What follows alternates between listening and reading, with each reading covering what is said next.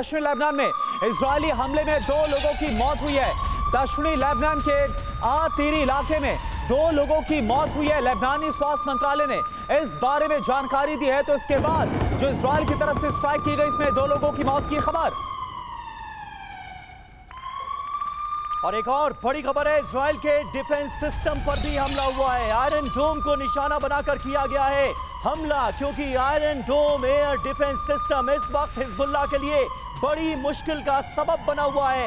Israel की रक्षा में तैनात आयरन डोम एयर डिफेंस सिस्टम ज्यादातर हिजबुल्लाह की तरफ से किए गए हमलों को कर रहा है नाकाम, और अब आयरन डोम एयर डिफेंस सिस्टम को ही हिजबुल्लाह की तरफ से बनाया जा रहा है निशाना।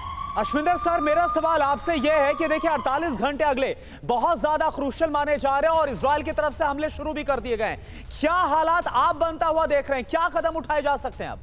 देखिए, सबसे अहम टारगेट सिस्टम्स को जो वो अटैक कर रहा है वो है इजराइल का ड्रोन सिस्टम जो काउंटर करता है। लेकिन मैं इसके बारे में एक चीज बोलना चाहता हूं, ये सिस्टम ऐसा है कि 70 किलोमीटर की रेंज होने के बाद भी इसके पास मल्टीपल लॉन्चर सिस्टम है, लेकिन इसको सैचुरेट किया जा सकता है। इसका यह मतलब नहीं है कि सारे के सारे रॉकेट्स को वो डिस्ट्रॉय कर देगा या सारे के सारे मिसाइल्स या ड्रोन्स को वो डिस्ट्रॉय कर सकता है, पर अगर उसको सैचुरेट किया जाए तो इसको भी सैचुरेट कर सकते हैं और कुछ ना कुछ मिसाइल और ड्रोन उसमें से निकल के जा सकते हैं या रॉकेट जा सकते हैं। दूसरी चीज आती है कि रॉकेट्स की लिमिटेड रेंज है, यानी कि जो सदर्न लेबनान से फायर हुए हैं और जो आते हैं नॉर्दर्न इजराइल की तरफ, वहां तो वो जा सकते हैं और इन टारगेट सिस्टम्स और मोसाद की इंटेलिजेंस यूनिट पे लग सकते हैं। लेकिन जो टेल अवीव और जो जाते हैं टारगेट सिस्टम्स हाइफा पोर्ट इसलिए इंपॉर्टेंट है कि वहां पे फूड सिक्योरिटी की बात आ जाती है, यानी कि जो उसका कार्गो हैंडलिंग सिस्टम है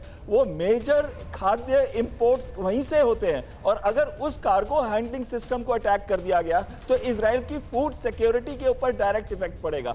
तो ये टारगेट सिस्टम्स को अटैक किया जा रहा है। तो जो अगले आने वाले 48 घंटे हैं उसके अंदर इनके अटैक जरूर होंगे, लेकिन प्लान्ड होंगे, और वो प्लान्ड अटैक्स इन्हीं टारगेट सिस्टम्स पे होंगे। और जब तक कोई बड़ा अचीवमेंट नहीं करते तब तक ये कोऑर्डिनेटेड अटैक्स ईरानी प्रॉक्सीज के चलते रहेंगे। बिल्कुल, यानी ये सिलसिला अभी जारी रहने वाला है बहल साहब। और इस बीच देखिए, रॉकेट हमले के बाद हिजबुल्लाह की तरफ से दावा क्या किया जा रहा है, इजराइल को हमने बड़ा नुकसान पहुंचाया है, नागरिकों की मदद के लिए हेलीकॉप्टर पहुंचे, मदद के लिए आईडीएफ को हेलीकॉप्टर भेजने पड़े। ये देखिए तस्वीरें, हिजबुल्लाह की तरफ से ये दावा किया गया है कि हमने जो हमले किए उससे इजराइल को बड़ा नुकसान हुआ है और हमले इतने जबरदस्त थे कि मदद के लिए आईडीएफ को इन इलाकों में हेलीकॉप्टर भेजने पड़े।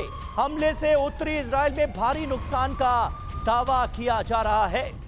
सचदेव सर, क्या आप देख रहे हैं, क्योंकि हमले तो हुए हैं, अब कितना नुकसान इन हमलों की वजह से इजराइल को उठाना पड़ा है ये थोड़ी देर में पता चलेगा। लेकिन इजराइल की तरफ से भी बड़े हमले लेबनान में शुरू हो गए हैं, यानी कुल मिलाकर जिस बात के आसार थे कि आने वाले वक्त में ये जंग ईरान वर्सेस इजराइल की डायरेक्ट वॉर में भी तब्दील हो सकती है, क्या वो आशंका बढ़ती हुई आप देखते हैं यहां से? ये हमले तो हुए हैं, लेकिन मेरे ख्याल से इनके बारे में दोनों पक्ष अतिशयोक्तियाँ कर रहे हैं, और मुझे नहीं लगता कि जिस तरह के दावे किए जा रहे हैं उनमें मनोवैज्ञानिक लड़ाई के अलावा और कुछ है। कत्यूशा रॉकेट जो कि लॉन्च किए गए बताए जाते हैं, इनकी ज़्यादा से ज़्यादा रेंज 18 किलोमीटर होती है।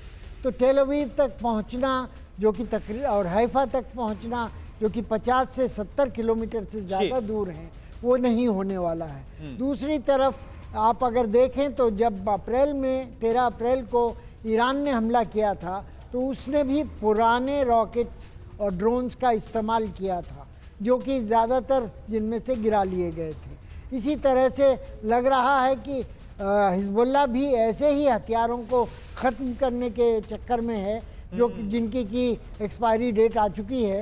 और यानी सर आपका मानना है एक तरह से पॉस्चरिंग भी की जा रही है कि कमजोर ना समझा जाए हिजबुल्लाह को इजराइल के मुकाबले, और इसलिए भी इन हमलों को अंजाम दिया जा रहा है। और एक और बड़ी खबर का सर हम रुक कर रहे हैं, लेबनान से दागा गया रॉकेट नहरिया के समंदर में गिरा। हिजबुल्लाह का रॉकेट समंदर में इजरायली बोट के पास जाकर गिरा। ये देखिए, ये तस्वीरें जो लाइव कैप्चर हुई हैं, जिस दौरान ये रॉकेट देखिए एक बोट के पास गिरा है।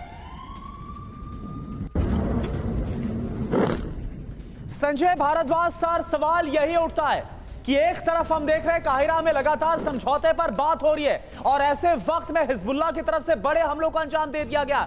क्या लग रहा है कि कुछ हो पाएगा, कहीं शांति मिल पाएगी या फिर हमले और ज्यादा होने वाले हैं? अब देखिए, ये तो साफ साफ दिख रहा है कि जिस तरीके से हिजबुल्लाह ने रिएक्ट किया है, जिस तरीके से स्ट्राइक किया है, तो निश्चित रूप से वो जंग को ख़त्म करने के मूड में नहीं है। लेकिन एक बात और भी है करुणा यहाँ पे, कि अगर मिडिल ईस्ट का और मध्य पूर्व का जब इतिहास देखते हैं तो ये जंग का इतिहास है।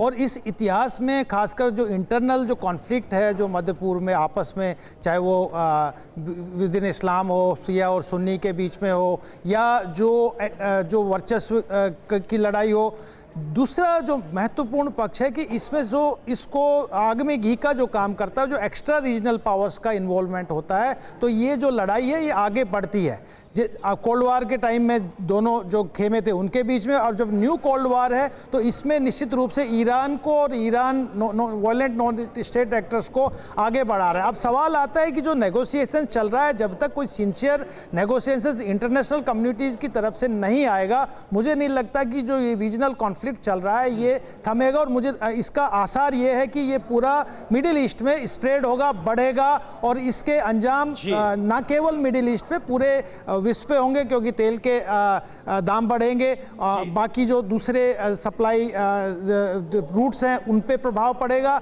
और जो एक डेवलपमेंटल जो एक प्रोजेक्ट्स लेके आ रहे हैं, जिसमें मिडिल ईस्ट कॉरिडोर है, या आप ये कहिए कि U2I2 है, ये सब खटाई में चले जाएंगे। और मुझे लगता है कि जो दूसरे क्षेत्र में, चाहे यूक्रेन रशिया में हो रहा हो या इंडो पैसिफिक स्ट्रेटेजी में, इसमें इस क्षेत्र को भी एक वाइडर जो इमर्जिंग स्ट्रेटजी है उसका पार्ट बनेगा। तो बहुत आसानी से बहुत कॉम्प्लिकेट होता जा रहा है जिस तरीके से ईरान अपना दबदबा बढ़ा रहा है, और अमेरिका और इजराइल पीछे हटने का बिल्कुल भी, क्योंकि पहले अमेरिका ने कोशिश किया था कि मिडिल ईस्ट से हटके आप और साउथ एशिया से हटके आप इंडो पैसिफिक रीजन में चले जाएं, लेकिन वो पॉसिबल नहीं हो पा रहा जब से हमास ने इजराइल पर अटैक किया। और ये वायलेंट होता जा रहा है, इसमें कोलेटरल डैमेज हो रहा है। और आप देखिए कि इजराइल इतना स्ट्रॉन्ग उनका डिफेंस सिस्टम है, तब भी उनको इतने कॉम्प्लिकेशंस बढ़ते हुए नजर आ रहे हैं। जंग लंबी खिंचती यहां से साफ तौर पर नजर आ रही है, और इसका असर पूरी दुनिया पर पड़ेगा, इसके आसार प्रबल हैं।